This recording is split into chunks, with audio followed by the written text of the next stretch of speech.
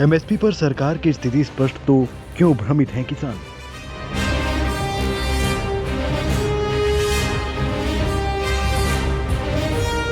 पंजाब और हरियाणा के किसान बीते कई दिनों से कृषि कानूनों के खिलाफ आंदोलनरत हैं।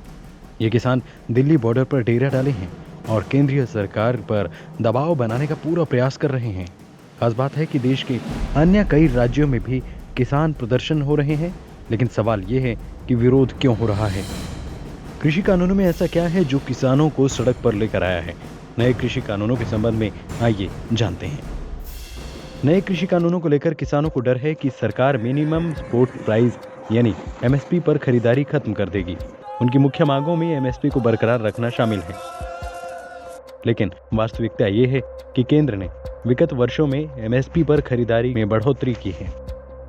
2009-10 में यूपीए के कार्यकाल में गेहूं पर एमएसपी की खरीदारी 1080 रुपए प्रति क्विंटल और धान पर 950 रुपए प्रति क्विंटल थी। 2013-14 एनडीए कार्यकाल में एमएसपी पर यही गेहूं की खरीद 1350 प्रति क्विंटल और धान पर 1310 रुपए प्रति क्विंटल कर दी गई। इसके अलावा 2020-21 में एनडीए सरकार ने गेहूं पर एमएसपी 1925 रुपए प्रति क्विंटल और धान पर 1868 प्रति क्विंटल कर दी। सवाल ये है, जब धान और गेहूं में न्यूनतम समर्थन मूल्य सरकार ने बढ़ाया ही है और सरकार ने स्पष्ट भी किया है कि एमएसपी जारी रहेगी, तो विरोध क्यों हो रहा है? सरकार की मंशा एमएसपी को खत्म करने की ही होती तो सरकार इसे बढ़ाती क्यों? दूसरी महत्वपूर्ण बात ये कि सरकार को मंडियां खत्म करनी होती तो 1000 से ज्यादा मंडी ई नेम से डिजिटल की गई हैं, उसे क्यों करती?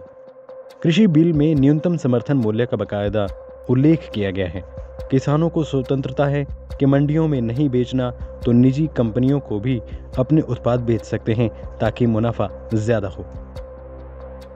नए बिल में किसानों को सुरक्षा, भूमि की बिक्री गिरवी रखना और किसानों की भूमि पर किसी का मालिकाना हक प्रतिबंधित है। यहाँ ये भी बता दें कि एनडीए सरकार में एमएसपी पर ज्यादा खरीदारी हुई है।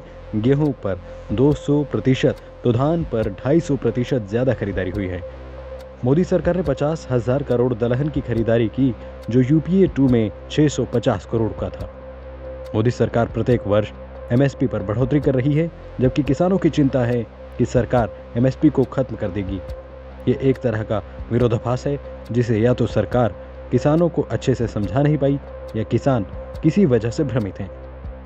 9 दिसंबर को सरकार और किसानों के प्रतिनिधियों के बीच महत्वपूर्ण बैठक होने जा रही है और उम्मीद की जानी चाहिए कि इस दौरान कोई न कोई हल जरूर निकलेगा।